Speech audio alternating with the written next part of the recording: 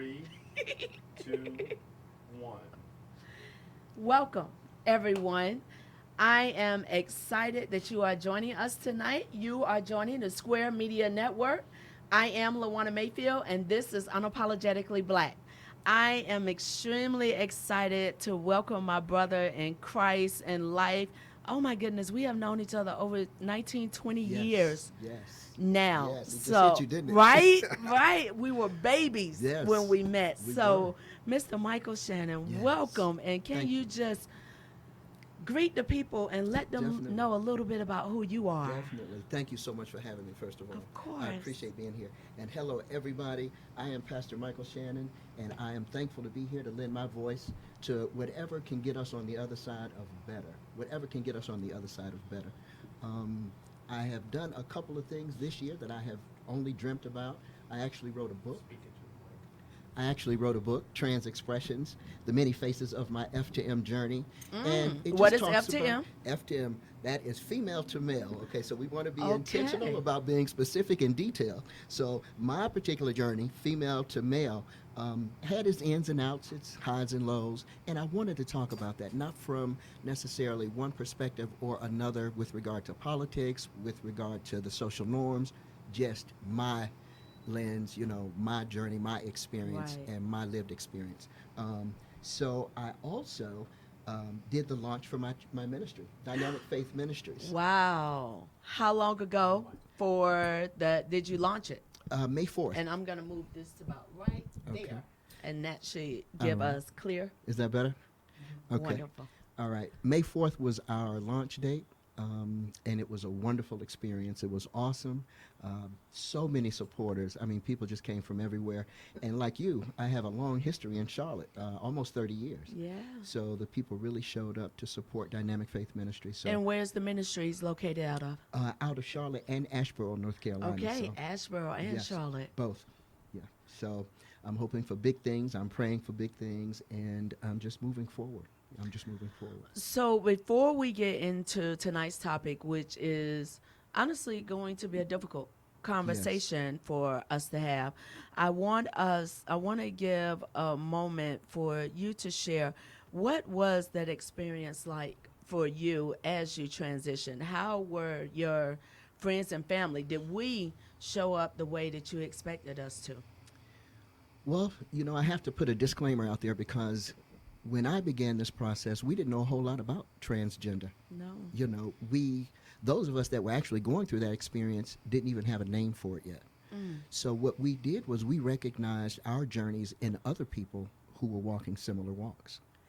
And that's how we began to really understand who we were, what the vernacular was to use. And then you started this process that was full of moving parts, pieces, dynamics, and you definitely lost a lot along the way. I mean, it's interesting when you think about it, because when I even thought that there was a consideration that there was an interest in women, during that time it was lesbian, stud, butch, That's dyke, right. film, That's right. lipstick film. Mhm. Like, we had a whole different vernacular That's right. versus what young people today, how they identify as gender non-conforming and Yes. queer, Yes. and the alphabet soup has grown It has grown considerably. tremendously. Yes. And when you look at even how we talk about the cisgender community and the cis community versus heterosexual versus homosexual, a lot of the language has changed It has. today. And unfortunately, even though language has changed, a lot of the challenges are still very present and very real. That's exactly true. The thing that I sometimes think about is the fact that when it first started, we didn't even have a vernacular necessarily. We just had this, thing that people did with their hands, and that kind of meant gender variant, however we showed up, and that was it. And it just kind of progressed a little bit, but mostly with negative connotations. Yes. Gay, queer, sissy, fag. Yes. Those kinds of negative connotations.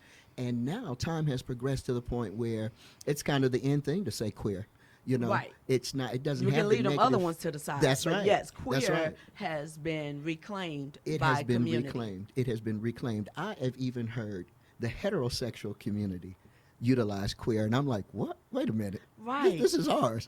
So it really makes you, this journey in itself really makes you expand your own personal lens, and you realize how much we have been influenced by culture, Yes. and it doesn't necessarily make it true.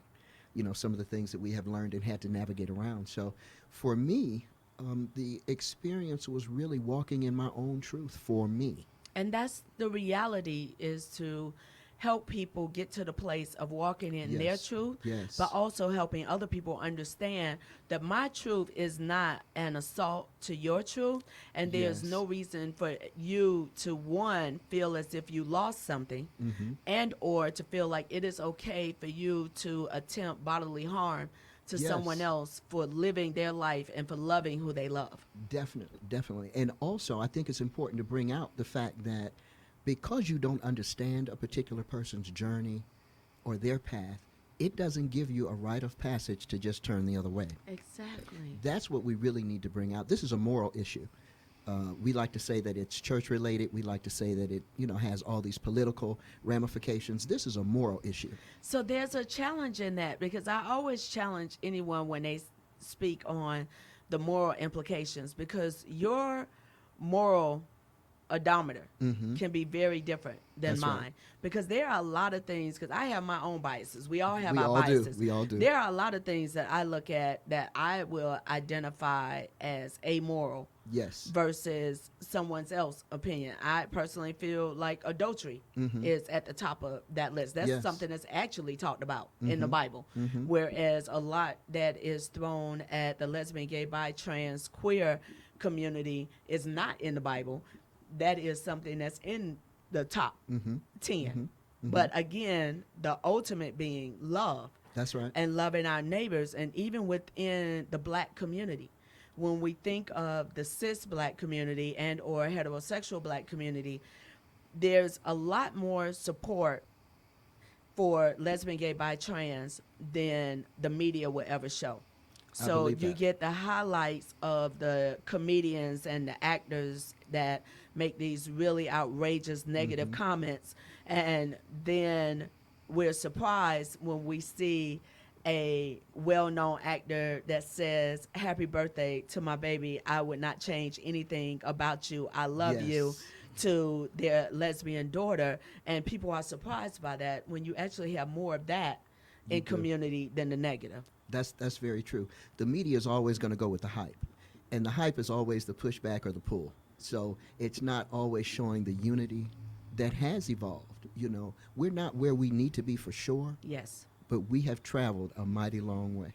And when you look at it again, so we were talking off air earlier regarding last night's season opener of Yes. Pose, and the conversation that the whole TV show is bringing to the forefront and bringing to the light regarding specifically the transgender ballroom community, the difficulties with identifying gainful quality employment, Yes. the difficulties of passing, and those that try to take advantage of you, what you have to do in order to make money if you are not able to gain employment, and those that may have to participate in trade or in sex related activities, the fact that you're not protected, you're not taken care of, which that is a conversation regarding the sex industry altogether. And then Right. when you add trafficking inside of it, and you add the parents that put their children out of the homes Yes. as preteens and teens for living their Yes. truth, and what happens on the other side of that, and how as a community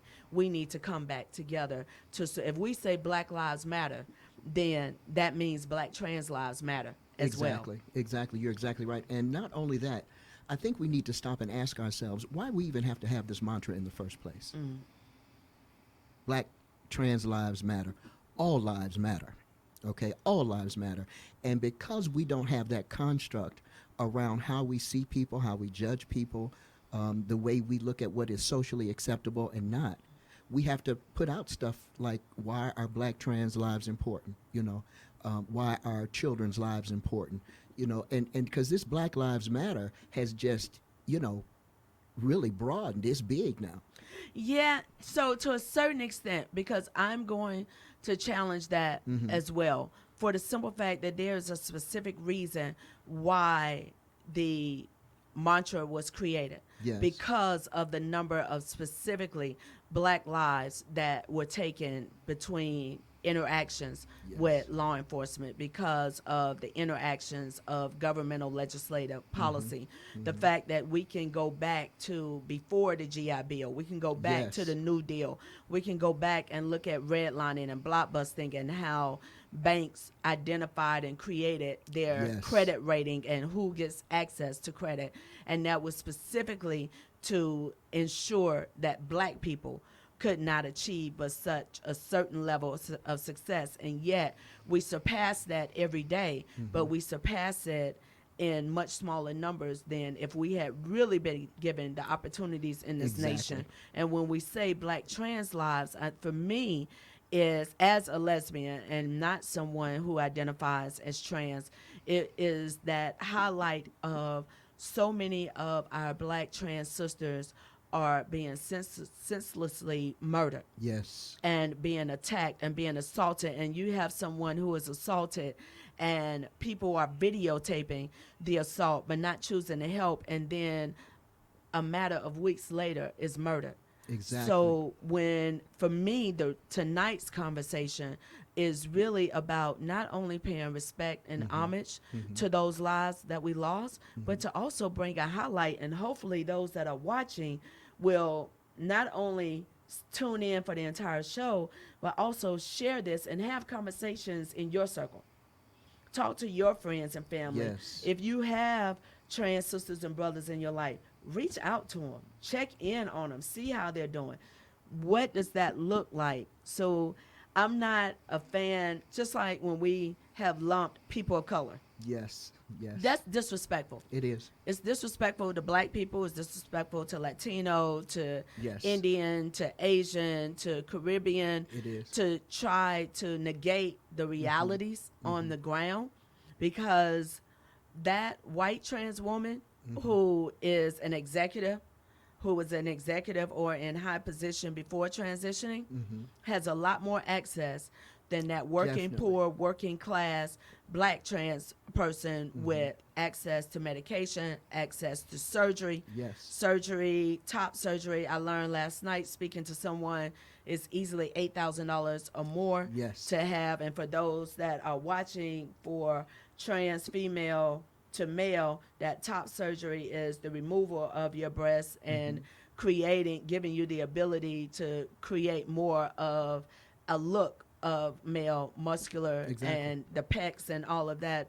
Not everyone has $10,000 plus laying around. Not everyone can take weeks off of work to heal. Not everyone has an executive job to go back to. That's right. So if you're out on the streets, you are more likely to run into a situation that could end your life. Definitely. Definitely. That's real. That's real. So when we ask the question, why are our trans brothers, sisters, gender nonconforming siblings being attacked more now, I think we need to look at, and we're going to have to re-examine some of the words that we use. When we talk about violence, for Right. example, we have an imagery. I think about guns, I think about the laws about guns. I think about some of the violent, acts in movies I've seen, the news, of course. But I want to bring to the forefront what violence really is, how that's represented, how that really looks. And it looks like the way you mentioned when children are kicked out of their homes. That's Right. a violent act. Exactly. Okay? It also looks like the state of North Carolina not extending health care. Okay, Yes. that directly affects trans people, many others as well, but definitely the trans community. When you look at those kinds of things, there's violence on the scene before a situation that we can't take back. Before there's a situation that can't change, you have some other options that you can look at to try to navigate a little bit better before it gets to that point. When you don't have adequate living, sustainable housing, sustainable income, these are things that put me on that track to run into a situation of violence that could take my life. Yes. Okay? Especially now in the city of Charlotte, Yes. with the cost of living, the cost of rental apartments, the cost of attempting to purchase a home, Yes. those costs have considerably increased Skyrocketed. just in the last 6-7 years. They have, and that also brings me to definitely having to mention, because I'm an elder now, we have challenges when it comes to sustainable living. Right. Because most of us at this point, if we're lucky, if we're blessed, we're on some sort of fixed income. We have something coming in, but it does not allocate for constant increases.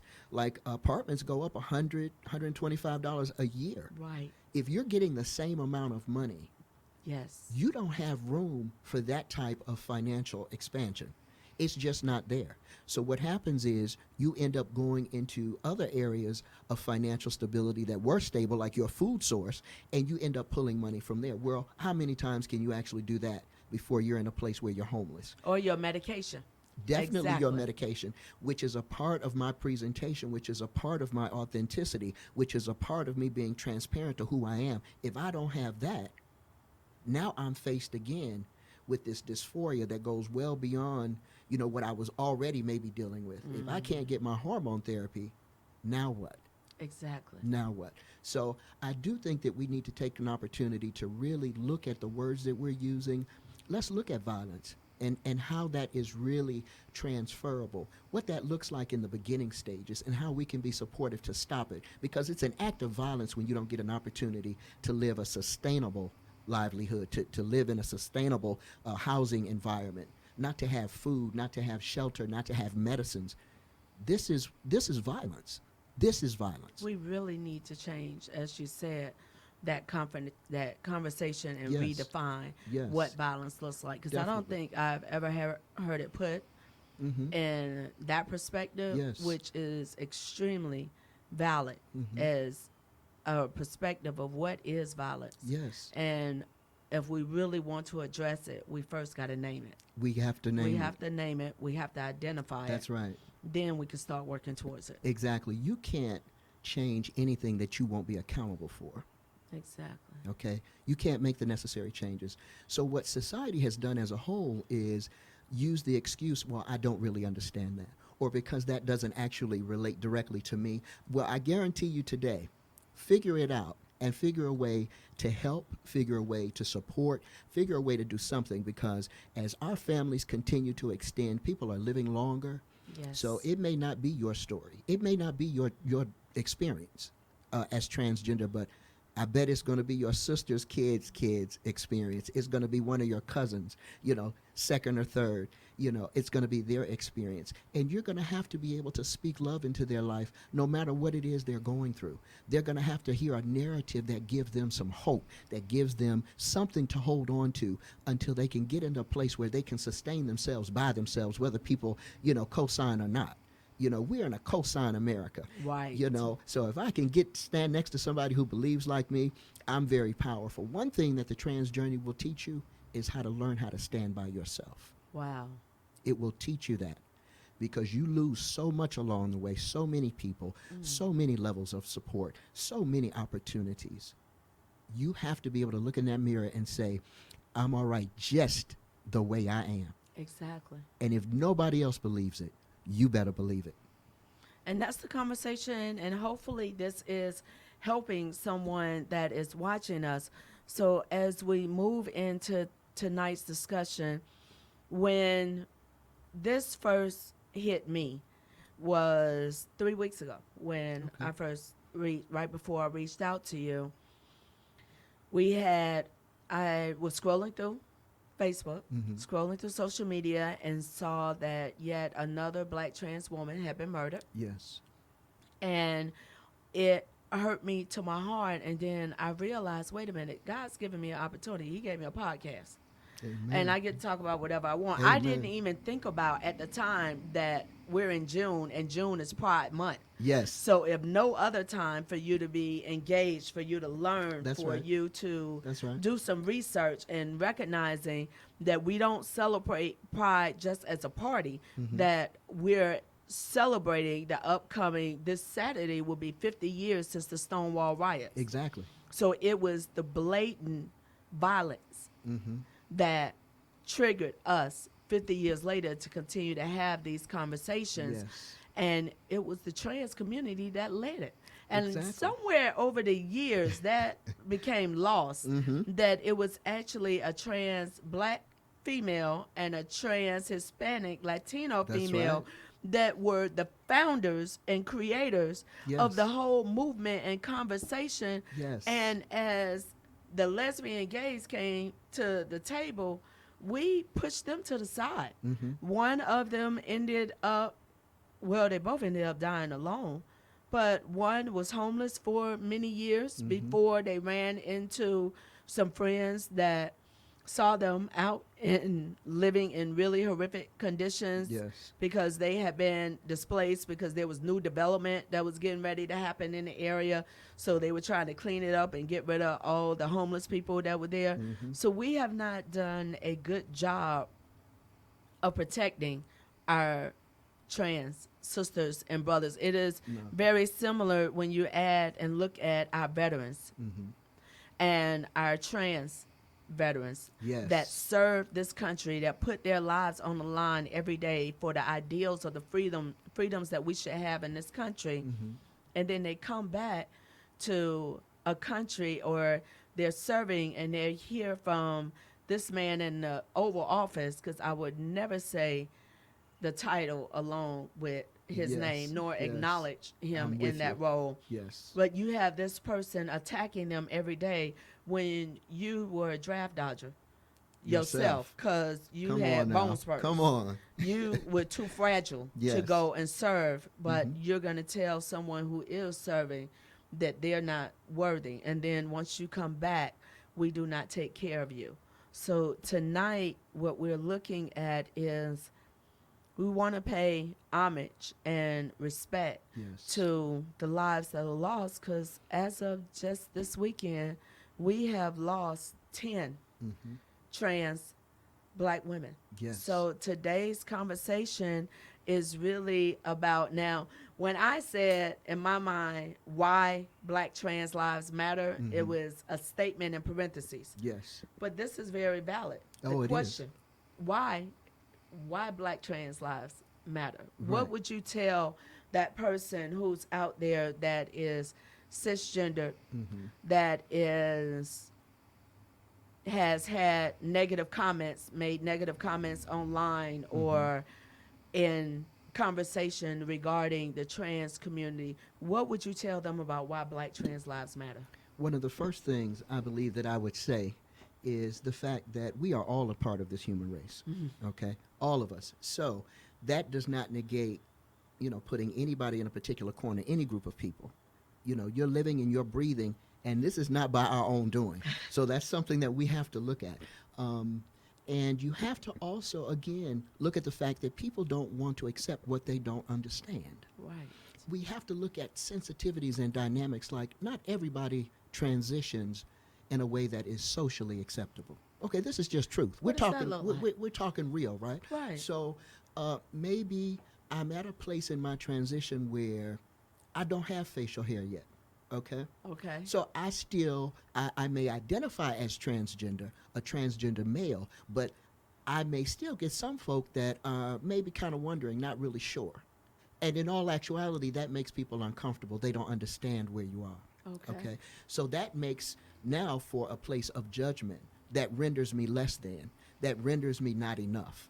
And I can also see that when going back to the earlier statement I made regarding the cost of top surgery. Yes. So you will have a lot of people that will take different measures to try to Binding. remove and Yes. binding. Binding, yes. Just to try to speak to your authentic self as much as you possibly can. So we have to address these issues. So because you don't understand it, doesn't mean I don't matter, right? Because it's difficult for you to put your head around it, doesn't mean that I don't deserve the same rights and privileges that you encounter, And we also need to talk about this word privilege. Yes. We need to talk about that. Everybody has privilege. Privilege can be very, very relative, okay? Everybody has privilege. We do. The question is, how far does your privilege extend? That's the question that we need to ask, and that's the thing that we need to give honor to. Because, again, if you are black going through this journey, you have some privileges, but I guarantee you they won't extend for you as far as your white siblings that are going through this same transgender journey. Okay, they're going to look real different. They're going to look real different. So, we have to look at that, and then you get to the point where you say trans lives do matter. Trans lives matter. Because I look different, I sound different, I worship differently, does not mean I do not matter, and it doesn't give you the right to discredit anything about me. Exactly. That's 'Cause it. the other side of that, not even that other side, the additional is the conversations that are held within the lesbian and gay Yes. community. Yes. And historically, overwhelmingly, the lesbian and gay community has not been accepting of the trans community until you pass. Yes. Now, if you Yes, that's true. pass, That's very true. meaning you managed to work through that transition, or genetically you were born, if you are transitioning from male to female, and you were born and you naturally had very soft feminine features prior to surgery, where you're shaving down, Yes. and again going back to the financial cost Yes. of living your true life. But if you have a look that's already a very feminine look, and if you are attractive, so then going back to pose. Yes. So you have the character Angel, who is Yes. beautiful, and that is a natural Yes. beauty. The only difference is the fact that she was born in this body that was not the body that identifies for who she really is. Exactly. So her walking down the street, people wouldn't know.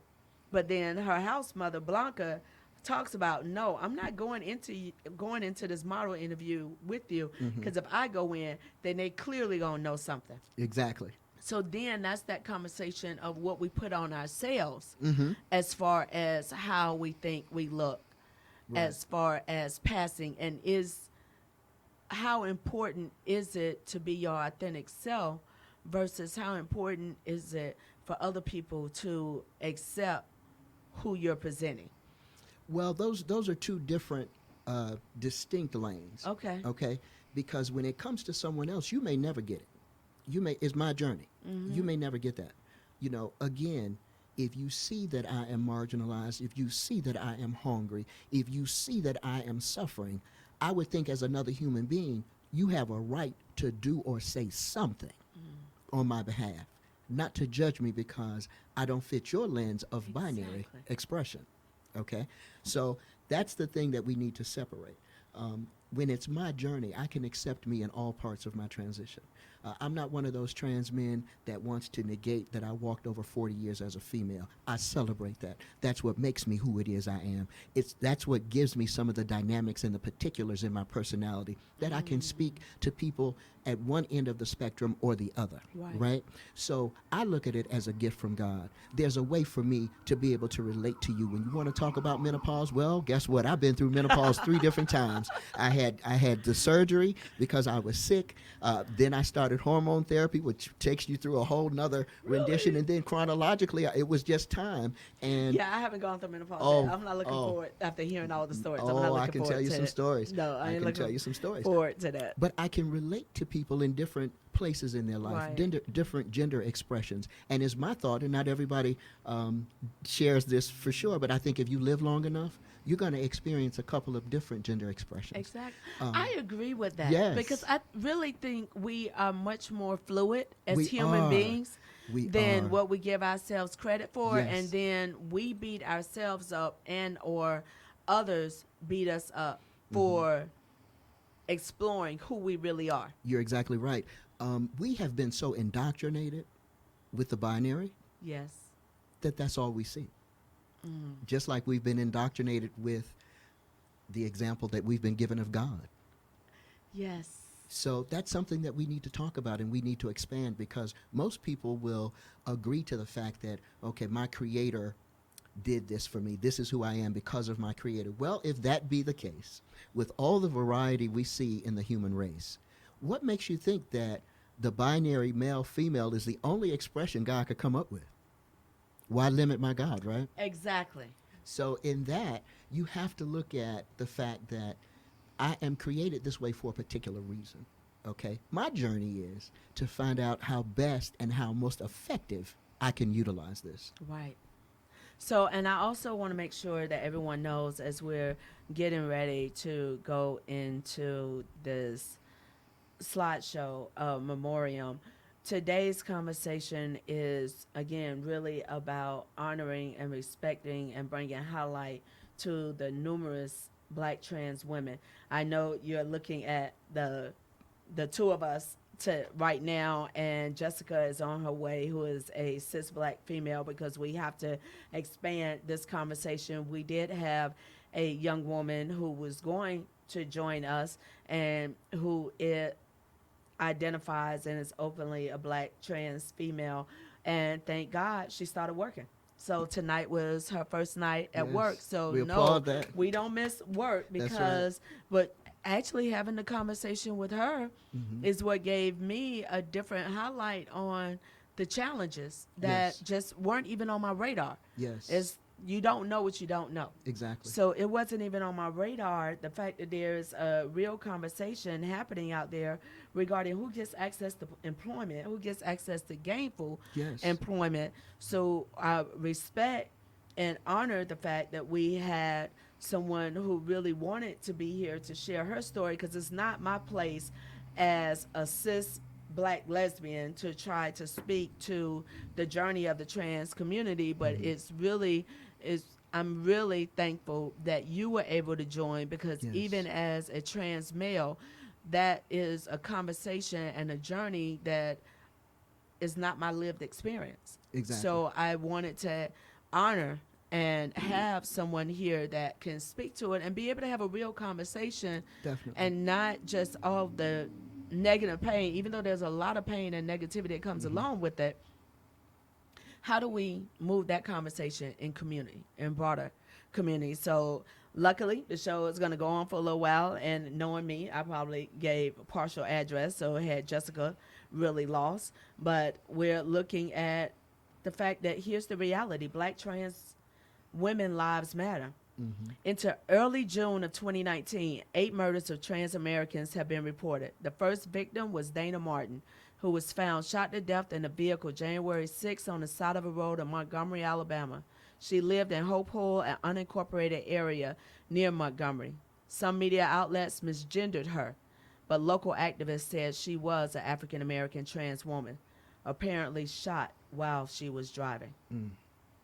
Why Black trans lives matter? In 2018, according to the Human Rights Campaign, 26 transgender people suffered violent deaths in the U.S. A majority of them were Black trans women. So far in 2019, when this article was first issued, we had 7 transgender people who had been violently killed, according to the HRC. All the victims in 2019 were Black trans women. Additionally, trans women of color make up 4 out of 5 anti-trans homicides, the HRC said in a 2018 report. Now, when this is played back later and it's uploaded, you will also see the links to the article at the bottom of it. But as we step into this journey of memoriam, I just want us to take the moment to highlight and pay respect to Yes. those that have been taken from us. Dallas police identified a body pulled Saturday from the White Rock Lake as that of Chanel Lindsay. Her body was displayed, obvious signs of homicidal violence, said the police chief, U. Renee Hall. On January 6th, Dana Martin was found dead in a ditch.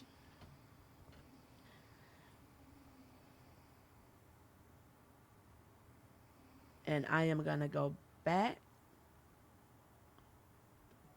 just for us to really see. After a vehicle crash in Hope Hall, Alabama, Malaysia Booker in Dallas. There are a number, and these will be scrolling behind us. Yes. Brooklyn Brianna Stevenson. Claire Legato, who was only 21 and lived in Cleveland, was shot on April 15th. Ashanti Carmen was found dead by gunshot wounds. Michelle Washington, also known as Tamika, who was an advocate and a mentor at the Philadelphia LGBTQ Center. Mm. Black trans women are far more vulnerable to violence and death.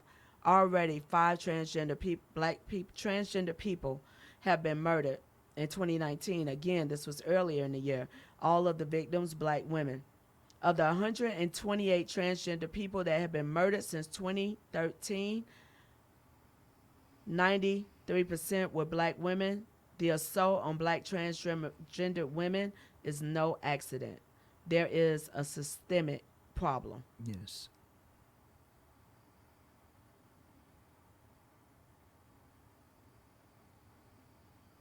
Another black transgender woman has been murdered. Her body found in a field in Lumberton, North Carolina, right here. Mm-hmm. Shortly after midnight Wednesday, the victim identified by friends and activists as Chanel Skurlock. She was only 23. She had suffered a fatal gunshot wound. Also, these are babies Mm-hmm. whose lives have been taken. Jazeline Ware, we don't even have a picture of, who was murdered in 2019. And unfortunately, this weekend at Rikers Island, Laylene Polanco was found dead in her cell. Why was she in Rikers? Because after being arrested, she could not, we as a community did not step up to help for a $500 bond. Oh my God. She should have never even been in Rikers, but while in Rikers, they found her dead in her cell. The family, the community is calling for and demanding action and demanding a explanation of how this happened. She, Laylene, this weekend became the 10th trans woman to be found dead in the U.S. this year. So again, I'm going to just have this play in the background for everyone for the simple fact that we cannot forget their names. That's we right. cannot discount their stories. That's right. And hopefully, this conversation added with the conversations that are happening around dinner tables and happening in community and the local media outlets that are highlighting these young women's lives, we can change the broader conversation in community. We can realize that we have a responsibility. We do. We have a responsibility to help those. Just because you are comfortable in your life, because I am comfortable in my life as a lesbian who's married, who has a home, who has a job in public service, and who has the opportunity to be in this space and have a podcast, if we don't talk about it, and not just talk about it, figure out ways to help. That's right. Because I know even locally in Charlotte earlier this year, I saw on Facebook where a trans sister had did a call out, ask Facebook, because another trans sister was about to be evicted and they needed to pull rent together. Yes. So I, along with many others, made a donation towards the fund to help keep her in place. Yes. One, we got to know about it. That's true. But two, we have to figure out how are we reaching out to our trans sisters. Because to be perfectly honest, Michael, I don't even know where to start. Like, how do I find my trans sisters and brothers? It's community has a big responsibility because many times the people outside the community are not going to assist. Okay, that's where awareness, does what it does, but that takes time. That happens over a period of time. So it is about us being accountable for our very own. It's about us having to step up and do the work. And, I don't want to go any further without mentioning that I'm a trans man, so I too cannot speak to the trans female journey. But I want it to be known that I stand in solidarity Exactly. with my trans sisters, my trans siblings, my trans community that are female of center or that represent in female any kind of way, because what we do understand is they are disproportionately targeted. And because there's it's the still truth. black women. So I need us to Yes. change that language, because black trans women are women, and black women are assaulted and Right. attacked at very high numbers, and it Exactly. is very rarely reported. It's very rarely reported. And you said something very significant. Okay, when you talk about black women across the board, Yes. okay, it's going to take the voices of the black women, the input of the black women, to understand that this too is a place of solidarity. When we talk about trans women and being assaulted, being murdered, being attacked, we have to talk about that and pull in all the resources that we have. Nobody in community, in this LGBTQ plus community, gets an opportunity to opt out. Okay, Exactly. that's the point that we need to make, because for one, we set the example of how it is we need to be treated, how it is we want those in our community to be treated, and we set that example by showing it and doing it ourselves. One place to start is everybody somewhere is connected to somebody on some plane that could use some help. Okay, True. so when you begin to inquire with intention about how your voice can help, how your money can help, how your letter writing to your legislation can help. Granted, I may not be able to change anything on Capitol Hill. Me, myself, I'm not the answer. But if I work collectively with others, I can be a part of the solution. So, do you know of any local or regional organizations that those who are tuning in tonight where they can learn more, either to volunteer or if they themselves are transitioning or have identified that they are trans and just need to know where to go? Okay. One place that I know that you can start for sure is an affirming faith space. Okay. That is a place that you can get resources, you can get support, you can get help. Where's that? Okay. When you look at your affirming faith spaces, your affirming and welcoming churches, Okay. and they need to be affirming and welcoming, that is a place that represents a pillar in the community still. Even though it has gone through its transitional places and pieces and cultural shifts and changes, any place that's welcoming and affirming, okay, with regard to a faith space, will lend you the support you need. That's one place you can go. And then they can definitely, of course, extend that in resources that are made available to them. Most of us are on social media. There are names to look for, like Monica Roberts, Diamond Collier, Lourdes Ashley Hunter. Okay, so for those of us, those that are tuning in, Yes. we're going to slow that down just Okay. a little bit. So Okay. Monica Roberts. Monica Roberts, Lourdes Ashley Hunter, Diamond Collier.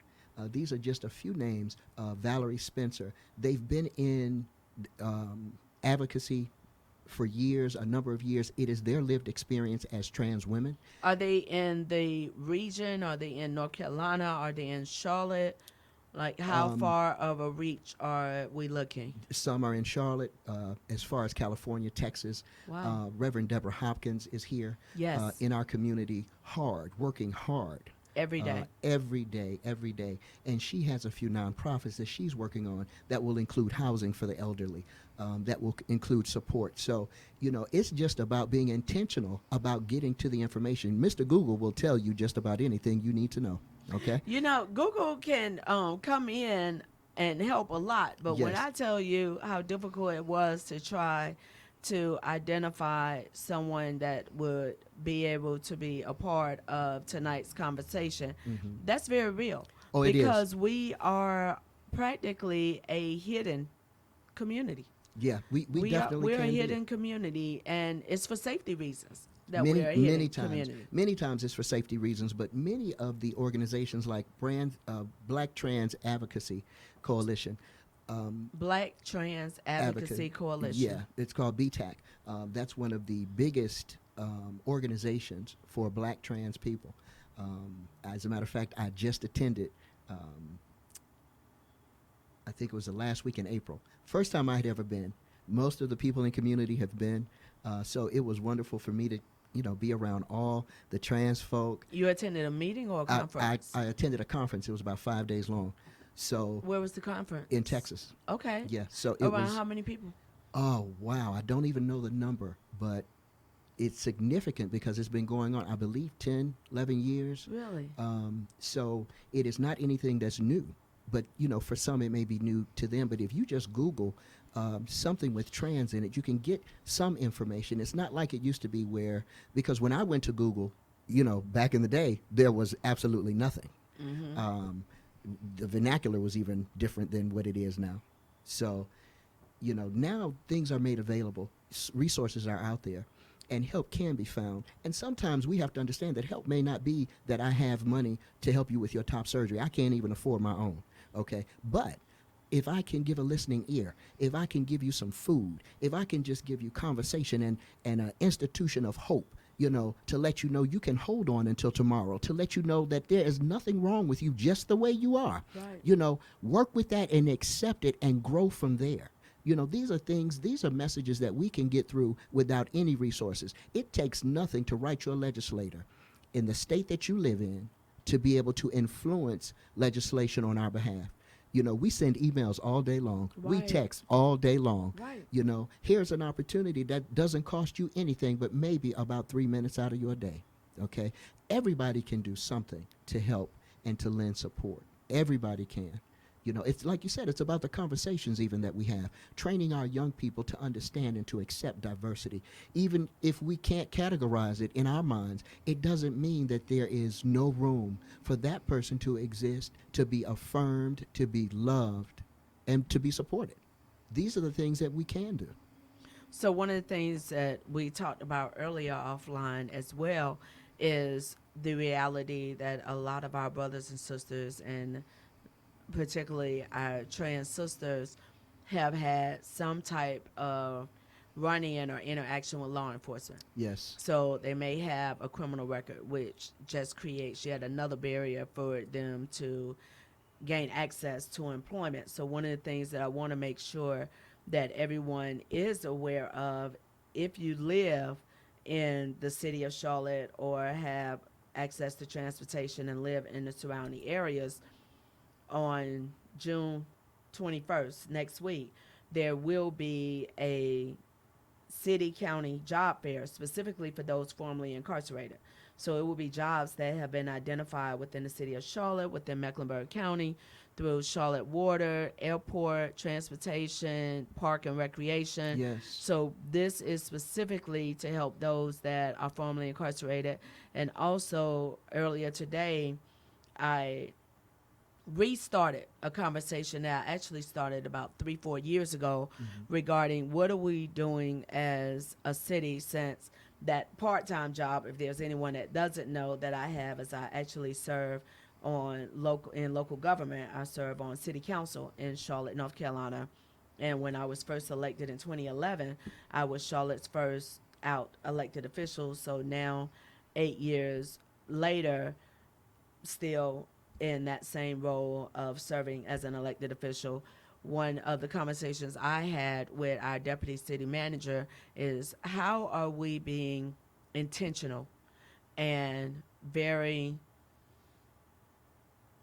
strategic and through love, making sure that our trans community specifically has opportunities. Not saying that the city does not and has not hired those who identify as trans, because the reality is not everyone is going to identify That's true. as trans publicly That's true. for safety reasons. It's not Exactly. even necessarily about vanity. Right. It's safety reasons It's safety that they reasons. may not, especially if they fall in that category of passing. Yes. But we have the opportunity to be very intentional on creating opportunities to help those who want to contribute to society. Definitely. And like you said, who deserve, just for the nature of you being born, Exactly. you deserve a quality of life Yes. that is a healthy quality of A life. healthy quality of life. You deserve that. So we have things in place, like we talk about immigration reform, right? Right. Okay. We talk about reform as it relates to the jail system. We need to talk about community reform. What does that look like to you, Okay. community reform? To me, it looks like, for one, identifying those in community, because the trans community definitely gets the shutout. Okay, those are the silent pieces of community. I mean, just to jump in quickly, when you think about legislatively. Yes. So when the city of Charlotte passed its fully inclusive non-discrimination Yes. ordinance, Yes. what the trigger was for lesbian and gays, mainly the majority of the emails that I received and correspondence that were people that were upset were really gay white men, because we pushed for full protections, including our trans sisters and brothers. We said, no, we're not going to take a partial. And in Florida right now, that conversation is happening. Yes. In Florida, you have a openly gay representative who I know and have respected. I actually shot him a text message yesterday saying, what the hell are you doing down there? But there you have a couple of gay elected officials that are pushing for new language and working against Equality Florida, Yes. because this idea of, we're just past the lesbian bi gay piece now, and we'll come back for trans. We've been telling the trans community we're going to come back for you a for long time. 50 years. Stonewall Riot is getting ready to have its anniversary Saturday, 50 years. So for 50 years, Yes. 49 3/4 of years, we've been telling the trans community, let us get these protections. Well, we've gotten marriage equality. We've gotten domestic partner benefits before marriage equality. Yes, we do. You've gotten access to your wealthy spouse's life insurance as well as their benefits. Yes. So you ain't got to pay taxes as a gift. So wealthy white folks, gay folks, you've gotten it. When we gonna stand up and fight for the trans community just to keep you, give you Exactly. basic protections and keep you safe? Exactly. It's time for that. It's time for that. The awareness is out there. Awareness is out there. So once you are aware, like the ancestors tell us, once you know better, do better. That is the expectation. Okay, that's the expectation. So what we have to do is go back to the drawing board now and realize that there have been culture shifts. Okay, and with that being said, and all the way from community to the institutions of community, the school systems, the church, all of that. So we have to now go back to community, redefine what community is, and then redefine what community needs. They did it when they realized that people that were incarcerated came out, and the reason for the residual going back and forth into incarceration is because they couldn't find sustainable jobs. Right. Nobody wanted to hire them. So sustainable really wasn't even on the radar yet, just to find work, period. They Right. couldn't do it. So they put something in place called reentry. Well, guess what? The trans community needs that as well. Okay?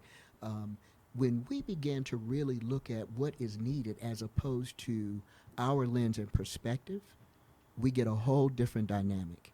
And you come up with, now these are definite problems and they need solutions. And just so that you all know, if you are tuning in on Facebook, you can send in any questions that you have. There is, of course, the comment section that's on Facebook. Our producer is actually here with us, and he's monitoring. So if you have any questions, if you happen to be tuning in, Mr. Rutherford, is it just Facebook, or is it Facebook and Twitter and Instagram? It is YouTube. So on YouTube, hopefully, if you are checking in on our YouTube channel on Square Media Network on Unapologetically Black, then, or Unblack0123, if you have comments, you can post them and we would gladly answer them for you. Or if you have recommendations or of resources that you know of, please let us know, because the whole purpose of this is to not only educate our community, but to help people to understand that, along with the fact that we need to redefine what is violence, Yes, what I also heard is we need to redefine reentry. we do. It needs And to be what expanded. does that look like? Because there is a reentry in there. If I am transitioning from male to female, Yes, that is a reentry to the world it is. in my true self. Yes. If I am transitioning from female to male, that is a re-entry into the world of my true self. Now, I will also acknowledge that we have had a number of people in community that have transitioned successfully, Yes. both in the non-black community and within the black community, who are very successful business owners today, and or corporate executives, or have maintained really good jobs without there being a long break Yes. before they were able to continue to share their gifts with the world. That's not today's conversation. Today's conversation is identifying, respecting, and acknowledging that there are some challenges out there, and to get to a place where we can, if we can't find a solution, at least be able to refer a resource. Yes. And knowing that there are several groups out there, again, social media is a powerful tool. It is. You have, for those that are in long-term relationships and or married, you have, excuse me, the LGBT Marriage Club that's on Facebook. Yes. You have trans groups that are on Facebook. You have access to Charlotte Pride, of which Charlotte Pride does a lot more than just the festival. You have the Latino Pride, and they have a film festival and a lot of community outreach programs. You have Charlotte Black Pride, which both Charlotte Pride and Charlotte Black Pride are going to be coming up over the next few weeks. Again, this coming Saturday at Romere Bearden, there will be a celebration where you will have a number of members from the community, not only those that identify as lesbian, gay, bi, trans, but also those cis family members, relatives, those allies, those supporters. Yes. Some people, since we keep changing the name, don't like the word ally anymore. So those that love Yes. their brothers and sisters in the LGBTQI community will be out at Romere Bearden this weekend in celebration and in honor of the 50th anniversary of the Stonewall riots.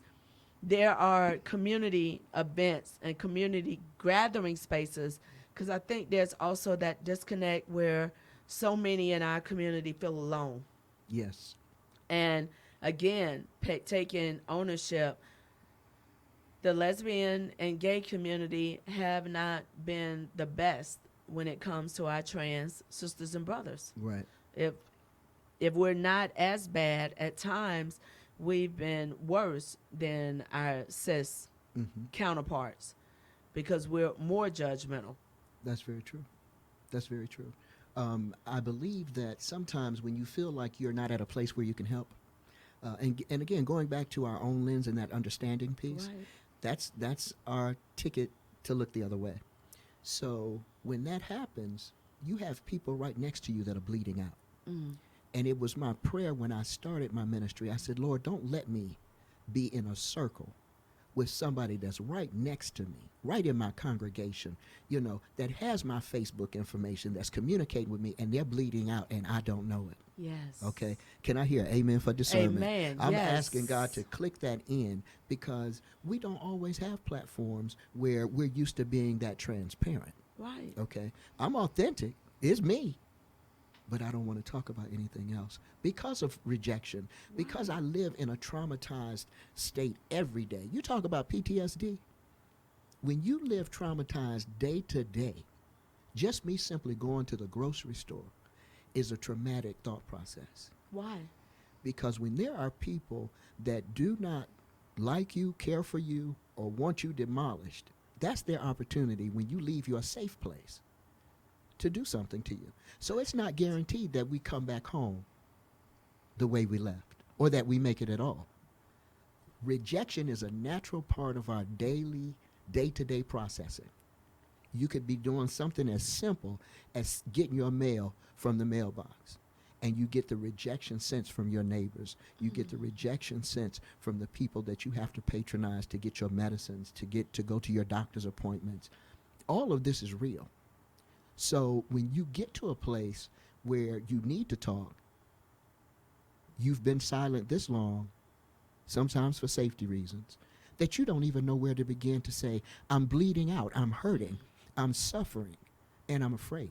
So we have to figure out how to create those spaces. We have to create those spaces, getting people to talk, getting people to feel safe, getting our trans community to feel safe. That's why safe spaces is not just a cliche. It's real, because there's only a few places I can go where I know beyond the shadow of a doubt that I'm safe. And out in the public is not necessarily one of them. And I still say, when you go back and you look at it, that is still, because on top of everything else, we're black in America. On top of everything else. And there's already that concern when we leave out our front door. That's right. And get into our vehicles. And every time an officer comes behind us or goes by, and or as we read tonight, people going about their business, and then someone that's been stalking them and tracking their movements, and they don't realize. So there's another piece of this of awareness. And long time ago, within that lesbian, gay, bi community and trans community, we had a buddy system. Yes. We never went out by ourselves. We practically didn't even go on dates by ourselves. So I'm going to share that, just like you, when I got to dating age and 20s, one of the things that was always shared is, if you're meeting somebody new, meet them at the location. That's right. Don't have somebody come pick you up at your house. Don't have somebody drop you off. That's Today, right. you don't even have to drive, which is kind of crazy on the other side of it, because we were told not to get in vehicles with strangers and not to do certain things, whereas now we call a Uber, we call a Lyft, we jump into strange cars all the time of people to get from point A to point B. But if you are out on a date, because some of these murders were people who were in direct connection with these women. That's exactly who were in direct relationship and or in relationship with these women, and because of their own warped sense of who they are, they chose to lash out and hurt and destroy versus walking in their truth. So we need to think about this buddy system. Social media today, there's no reason that someone doesn't know where you are. You can easily, even in an Uber, you can share your route. That's right. So when I travel, I send, if I call for a car, I send the info to my spouse. Even though you're in Charlotte and I may be out of state, you know exactly where I started and where I'm supposed to end up. Exactly. So if you don't hear from me, then you know something to do. So we have to create the buddy system, a train, a line of communication where we're checking in with each other, where if something were to happen, and if we don't hear from you in a reasonable amount of time, we know to come looking at, who were you out with? What's this person's name? Matter of fact, send me a picture. Like, soon as you get there, we're going to take a selfie. I'm going to need you to send me this picture so I know who to look for. Yes. I don't know what the answer is. I'm throwing spaghetti against the wall to see what sticks. But I'm trying to broaden the conversation to think back, how do we get back to accountability? Because you are my brother. These are my sisters. How can I help protect you? How can you help protect me? Being accountable for what you can understand, being accountable for what it is you do see. And with social media, we understand that trans women are being assaulted, they're being attacked, they are being murdered, okay? There's no way not to understand that, okay? So we have to take accountability. What does that mean for me? What is it that I can do that would make a difference? Just one life you need to affect. You may not affect the masses, just one life. So that means when you get to a level playing field yourself, reach back and pull somebody else up with you. That's one thing that you can definitely do. Reach back and get somebody. Don't just, hit the playing field, and long as it's good for you, you're good and you just go forward. Reach back and get somebody else who still has a struggle, who still doesn't know how to navigate their authenticity and the workforce. Talk to them, support them, be there for them. And this thing about creating a safe space is the matter of life and death for many people. Yes. Okay. And again, as we re-identify violence and we do some things in the beginning, maybe some of these women don't have to be putting themselves in positions where their life could be taken. You know, sometimes this is not just a matter of just going to the store, doing everyday livable application things. Sometimes it's about them having to get involved in street economy just to survive, just to Exactly. eat, just to eat. And that doesn't include all the other things that they need just to feel okay within their own skin. So this is something that we need to first be accountable for, because there's enough awareness out there. Okay, you can't say now that, oh, I'm just not aware. Yeah, you are aware. So once you hit that, you got to try to figure out what it is that you can do to reach somebody who's going through that. You know, I remember my great grandmother used to say she would feed anybody, and that was true. Mm-hmm. Everybody that came to our house on Sundays was our family. Okay, all them folk, and someone was just hungry, and they knew great grandma could cook, right? Yep. So that semblance of family And community. needs to be expanded. It needs to be nurtured. It needs to be supported. We went through a place in culture, LaWana, where you stopped helping people because We it did. cost you sometimes. Yes. Okay, you stopped being involved. You learned to turn your head when you saw domestic violence. You learned to turn your head when you saw children that weren't being treated properly. And because of that, it's been a terrible culture shift. And now we have to go back and rectify that. There's a reentry that needs to go on in a whole lot of areas. Right. So we need to do this reentry about community. We need to do that. It's vital to us being able to substantiate a living situation and atmosphere for our children and their children. So give me an idea. What would that have looked like for you at your beginning stages? When you say we need to be there for the community, we need to reach out to our trans sisters and brothers. What would have helped? Well, I was fortunate because of Bishop Tanya Rawls. Most people recognize that name. She is a bishop in the Charlotte area. She's been a pioneer with regard to advocacy, but she's also been a pioneer with regard to trans advocacy. Okay. Okay, so what that speaks Through the Freedom Center. through the Freedom Center, Center for through her Social affirming Justice. and welcoming church. Yes. So what that speaks to is that it doesn't have to be my agenda for me to be affected. It doesn't have to be my agenda for me to offer help. Okay. And it doesn't have to be my agenda for me to seek awareness. Okay? So I was fortunate enough to have her. That's not everybody's story. Right. Because it was Bishop Tanya Rawls that was actually the voice of the trans community until we found our voice. Wow. Yes. So she was the one that navigated for us and said, we needed to be at this table. You need to show up here. These are some of the doctors that maybe you can talk to. I've formed this committee, and maybe you need to be a part of that. Maybe that will be able to help your journey. So it was things like that that helped us. Now, not everybody has that story, and some people were very isolated in their transitioning, even accepting themselves. It took me years to finally land in a place where I could accept me. It's the nurturing and the support that you get along the way. So the difficult part is sometimes the people closest to you do not support you. Okay. And that's with everything.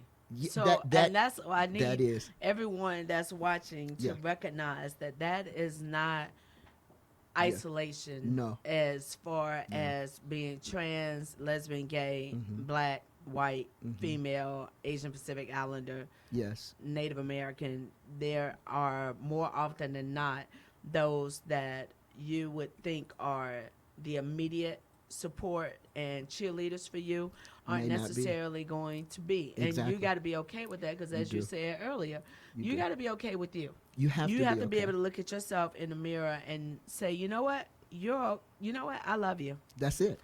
You're beautiful. That's it. God ain't make no mistakes with you. You have to be able to do that. And when you're young, You are a gift. you can't always put all that together. No. So to answer your question, one of the things that could have been support for me would have been the school system. Okay. Okay, being able to recognize I had some struggles. Okay, if there's no training and no awareness, they're not going to do it. And again, if it doesn't affect them personally, sometimes they don't have And I that don't as even an know if agenda. anyone's even actually having that conversation because there was legislation created a number of years ago that was supposed to be anti-bullying legislation, and if anything, only thing that did was create the door for more bullying It to did. happen, because you It have did. cyberbullying. So with thinking about even the conversation of bullying, there's an event, a young woman who is 12 years old, Miosha. Mm-hmm. She's on Instagram under Mio's World, MEOS_world. She's 12. She's already an entrepreneur, but she's getting ready to host a, not a shut-in, but it's an anti-bullying, anti-gun event for young people. Wow. That's going to be from 8 p.m. to 11 p.m. at the Stratford Richardson Y, which is the West Boulevard YMCA. So she That's has amazing. that event coming up, and she's 12. But the reason it was started is because when she was around 8, her then 5-year-old cousin, 5, as in preschool going into kindergarten, Yes. her little cousin was bullied so bad because she was chunky. Okay, first of all, that's baby weight. But she was bullied so bad by her peers, Yes. and because of social media, that this baby attempted suicide at 5. That's the sad part. That is the sad part.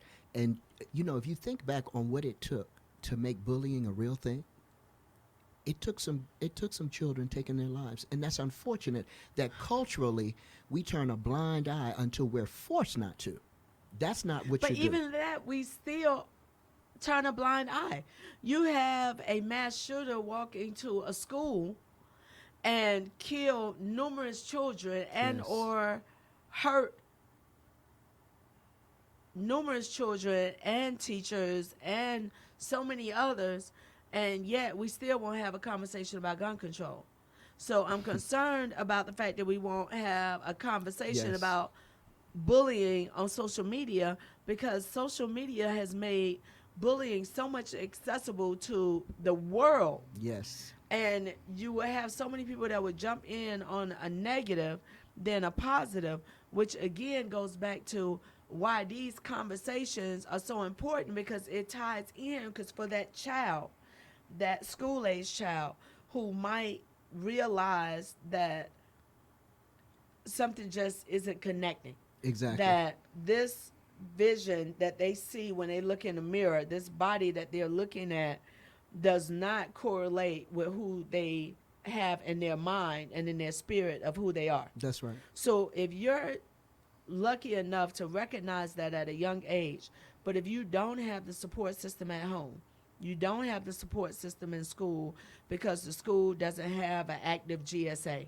or it doesn't have counselors that are skilled and trained in lesbian, gay, bi, transition, and or conversations, or even comfortable having a conversation, then we go back to last night's episode of Pose of the Yes. 1990s, where the Catholic Church led the charge and contributed to so many people dying of AIDS, because you were only teaching abstinence and or really that's it. You was teaching abstinence. Yes, And that was it. and not condom use, and that it was condemnation in God's way, but at the same time you have pedophilia and so many other things happening in the church, but you had enough power Mm-hmm. where the lead of the church had the direct ear of the Pope at that time, and you had people that were dying of AIDS. It was at the beginning of AZT, Yes. of which there was so many side effects that went along with it that you just didn't know about, and it was causing so much pain, just like cancer, period. My mom died of cancer when I was 15. They knew nothing about the treatment and the impact of cancer on your body back then the way they do today. Exactly. So you didn't know how to balance that. But when you have religious leadership, when you have school leadership, when you have employers and executive directors, when you have all of these systems that are in place, where you don't have people at the head of those systems that's willing to acknowledge violence, acknowledge reentry, acknowledge that there has to be a different conversation, Yes. because you say you want the best of the best, you want to create a space for the best employees, but you're negating a whole segment of society because you're not giving them that chance. That's exactly right. All we want is our chance. Give us our chance Give to us get our our foot in the chance. door, Yes. and then we'll prove ourselves to be beyond worthy of Exactly. whatever this opportunity is. But can you at least let us get through the door Yes. safely and whole in one piece? Yes, and that's a key component. Being whole, we have to begin to speak to that. And when you think about legislation, you think about the fact that this is in black and white. So, this is what they have to stick to. I get that. Okay, but when you bring in the moral piece, okay, when you bring in this moral narrative, now it's about simply what's humane and what's inhumane. Okay, And for some people, you have to acknowledge. you do. You gotta acknowledge, do. Brother Michael, You do. their morality meter is Yes. very different. For some, Yes. it is not regarding morality, because at the same time where we are creating legislation to make it difficult for a woman to protect her body the best way that she knows how, and Yes. what's best for her, and creating all these anti-abortion pieces of legislation, and saying that if you're raped, you now have legislation out there where that rapist has co-custody of that child that you were forced to have. And at the same time, a lot of these same people are doing some of the most immoral things outside yes. of legislation in their own daily lives. That's very So true. it's very difficult to make it a moral case. I think for a lot of people, honestly, it's an economic case. You are better when you are able to contribute to society, when you are able to have opportunities, versus the billions of dollars that are spent on a system to keep you from having access, unless you're in jail, because that's a multi-billion-dollar business. Oh, it is. So when you look at the for-profit private prison system, they thrive off of us not succeeding. Definitely. But if you change that conversation in the corporate setting regarding access to employment, access to housing, access to banking and to loan and the financing, that can shift Yes. a little bit, opposed to, for some, the moral conversation will work. But we also have to recognize the moral conversation will not work for everyone. No, it won't.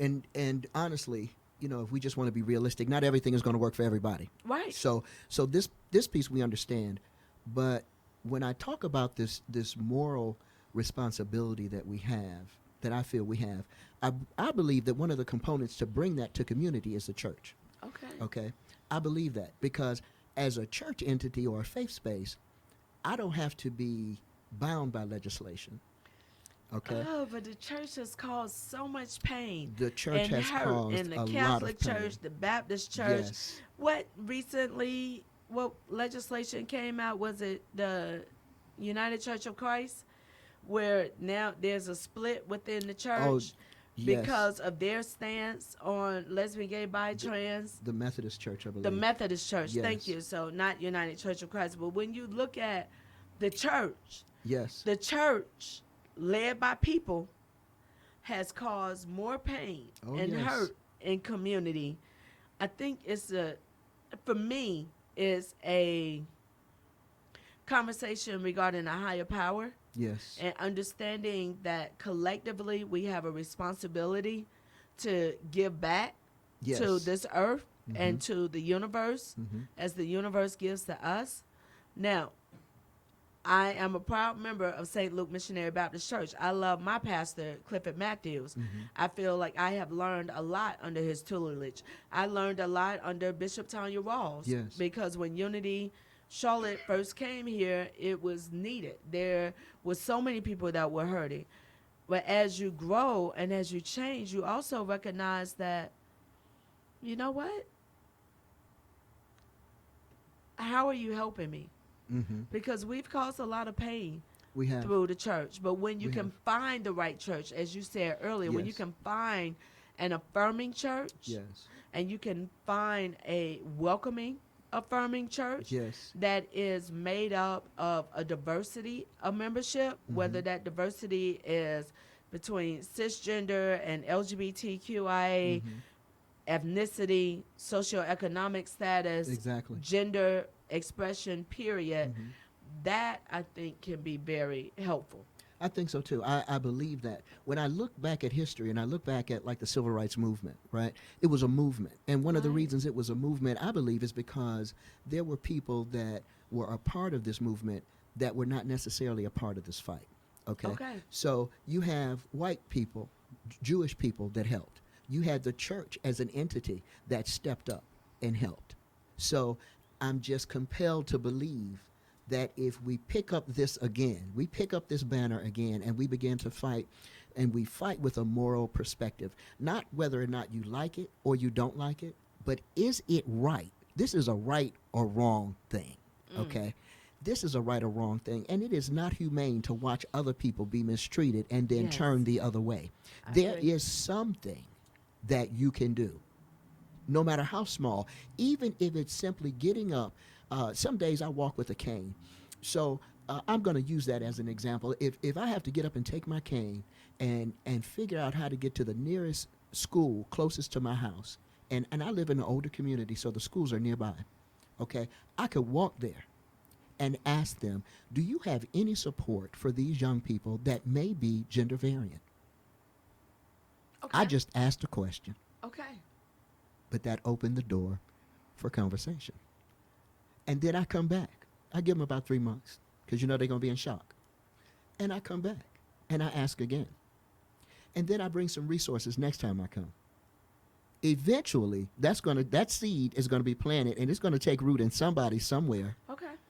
and it's going to be able to help that one kid that's walking around clueless and doesn't know where to go to find any assistance or support. That's something that you can do, right? Everybody That's valid. can do something. The other thing to think about, when you think about advocating for other people, sometimes that's a frightening thing, to be honest. You think about rallies, you think about hostility, you think about sounding off and police and all this craziness. Hey, that may not be your personality. Right. So join an entity. Join an affirming church. Join Dynamic Faith Ministries, because I do that work. There are people that are connected to me that do that work, that attend. So, that could be your contribution. If that's what you have, give that. Give that. That's something. Us working together collectively is what's going to bring change. And with that, I don't need to follow that up. That is the tagline. Yes. Us working together collectively is Yes. what is going to bring about the change. It's what's going to bring about the change. LaWana, I have this hashtag, I choose to believe. I choose to believe that we can march together and be effective when it comes to change. I choose to believe that tomorrow is going to be a better day. I choose to believe that we can do better by our community, by our black community, by our trans community, and anybody else that's marginalized. I choose to believe. And I accept that challenge. Yes. So I want to thank all of you for joining us for tonight's episode of Unapologetically Black here on Square Media Network. Yes. Brother Michael Shannon, thank you Oh, thank you. for joining us tonight. Yes. Thank you Yes. for your transparency. Thank you for sharing with us. Community, make a choice. That's what That's I'm it. going to ask you to take the charge Yeah, make a that choice. Brother Michael has put out there. Choose to believe. Choose to believe. Again, you have tuned in on Unapologetically Black. This is on the Square Media Network. Would love for you to tune in into my sister and my brother's show. You have Deuce Lux podcast show with Lux Lisbon as well as Katie Lux. And you have the project with Steve Rutherford. We appreciate you and we Yes. thank you for tuning in. Share this with your friends. Talk about it. Follow us on YouTube. Follow us on Facebook. Follow us on Instagram. Let your voices be heard. If you have some ideas of things that you would like for us to talk about on upcoming shows, please reach out to me. Send me a post on Facebook. Send me a post, a message on Instagram. We would love to hear from you. Thank you for joining us on the Square Media Network. I am LaWana Mayfield, your host of Unapologetically Black. I love that. Awesome. That was very good. Yes. How'd you feel? Excellent. Oh, I'm Did you? just, yeah, this is like so like invigorating. I feel good. I want to preach. Oh, I feel encouraged. Good. I feel encouraged. Very, very good. Very You good. know, there's something about getting your voice out there, Yeah. you know, well, for the greater good. There's having something the about opportunity to talk about it. Yes. Really talk about it. Yes. And not just, as we talked about before, 5 minutes or 2 minutes. Oh, that is the worst. I Yeah. thought I was going to have a meltdown that day. So you don't know how, this is just so wonderful to be able to do this, because when you do advocacy work, I was sharing with Steve, you have to do it like in 3 minutes. So I tell him, I'm 55 years old, right? I've been in law enforcement 15 years. I'm the oldest of 3 siblings. I'm the fourth, okay? So I got a whole lot to say. 3 minutes does not cut it. And you No. want to talk about me being trans, and you want to talk about me being a pastor, Right. and you want to talk about me being marginalized, and I ain't got no health insurance. We can talk, but Yeah. I'm going to need more than 3 minutes. Yeah. Hello. So, you know, this has just been wonderful. Oh Good. my goodness. You got to come to a podcast. I'm going to tell everybody. I'm going to tell all my friends. Please do Yes. tell them to come, because like I just shared, we would love to have, the whole purpose of this is to have real conversation. Yes. And to, like you said, not be rushed. It's not Oh, a list of specific questions in order to keep you in the box. It's having a genuine conversation. yes.